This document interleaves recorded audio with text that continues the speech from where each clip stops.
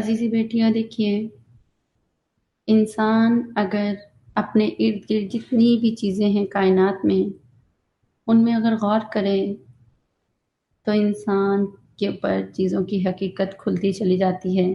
قدم قدم پر اللہ رب العزت کی قدرت کی نشانیاں ہمیں دیکھنے میں نظر آتی ہیں۔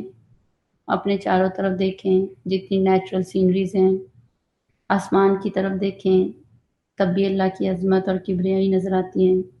انسان کا ذہن بہت لمیٹڈ ہے۔ اگر ہم سوچنا بھی چاہیں کہ اس آسمان کی انتہا کہاں ہے تو دماغ میں آ ہی نہیں سکتے ہیں۔ اگر ہم یہ سوچیں کہ اس کائنات کی وسعت کہاں تک ہے تو تب بھی ہمارا دماغ وہاں تک پہنچ ہی نہیں سکتا۔ دماغ تو اتنا ہی سوچے گا جتنا چھوٹا سا دماغ کی طاقت ہے۔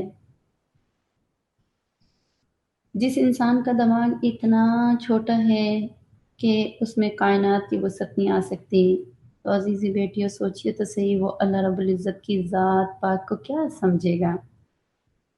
اگر ہم دیکھیں سمندر جو ہمارے سامنے ٹھاٹھے مارتا ہوا ہے، اس کی موجیں ایک دوسرے کے اوپر گر رہی ہوتی ہیں، ان کو دیکھ کر کیا ہمیں اللہ رب العزت نہیں یاد آتے ہیں؟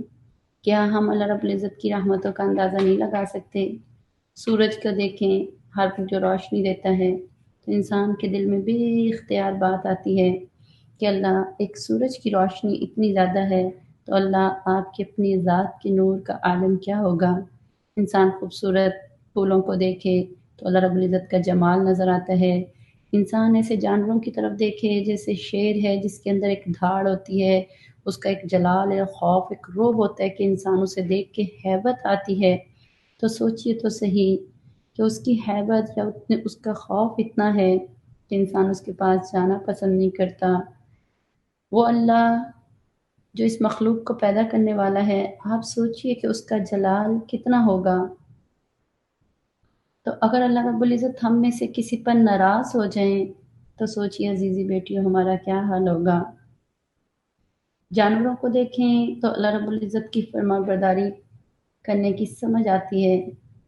جس جانور کی طرف دیکھو اللہ رب العزت نے اسے اپنے ذکر میں لگا دیا، وہ پوری زندگی اسی پہ گزار دیتا ہے۔ سچی بات تو یہ ہے کہ عزیزی بیٹیوں اللہ بہت بڑے ہیں، جتنا ہم سوچیں اس سے بھی بڑے ہیں، جتنا سوچیں اس سے بھی زیادہ بڑے ہیں۔ اسی لیے کہتے ہیں اللہ اکبر کبیرہ، کہ اللہ اکبر، کہ اللہ سب سے بڑے ہیں۔ اذان کے شروع میں بھی یہ دیکھیں 4 مرتبہ اللہ اکبر اللہ اکبر اللہ اکبر آتا ہے۔ اس میں کیا حکمت ہے؟ فرمایا کہ مخلوق کو اللہ تعالیٰ نے 4 چیزوں سے ملا کر بنایا، آگ، پانی، ہوا اور مٹی۔ کچھ کو اللہ تعالیٰ نے آگ سے بنا دیا جیسے جنات وغیرہ، کچھ کو مٹی سے بنا دیا جیسے انسان وغیرہ، کسی کو پانی سے بنایا، کسی کو ہوا سے بنایا۔ اس لیے جب مؤذن اللہ اکبر کہہ رہا ہوتا ہے تو وہ کل مخلوق کو یہ پیغام دے رہا ہوتا ہے، آؤ اس پروردگار کی طرف جو آگ، پانی، ہوا اور مٹی، تمام مخلوق میں جتنی طاقت ہے ان سب طاقتوں سے زیادہ طاقتور وہ ذات اللہ کی ہے۔ تو سبحان اللہ عزیزی بیٹیوں، اللہ رب العزت کی معرفت تو عجیب ہے۔ سبحان اللہ۔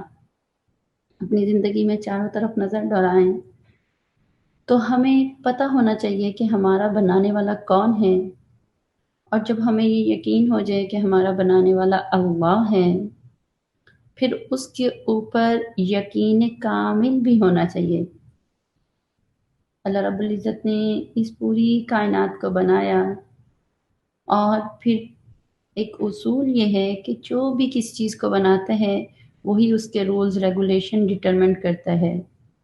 تو اللہ رب العزت نے چونکہ اس کائنات کو بنا دیا، تو اگر ہم قرآن کی زبان کو دیکھیں، قرآن کی طرح متوجہ ہوں جو اللہ کا کلام ہے، اللہ کی ڈائریکٹ کنورسیشن ہے اپنی مخلوق، اپنے بندوں کے ساتھ، تو اللہ تبارک و تعالیٰ جو ہے ہمارے لیے اس قرآن میں ہمارے لیے اس کائنات کے اصول، کائنات کے رول ریگولیشن بتا رہے ہیں، متعین کر دیے ہیں، جن اصول کے مطابق یہ کائنات چل رہی ہے۔ سبحان اللہ۔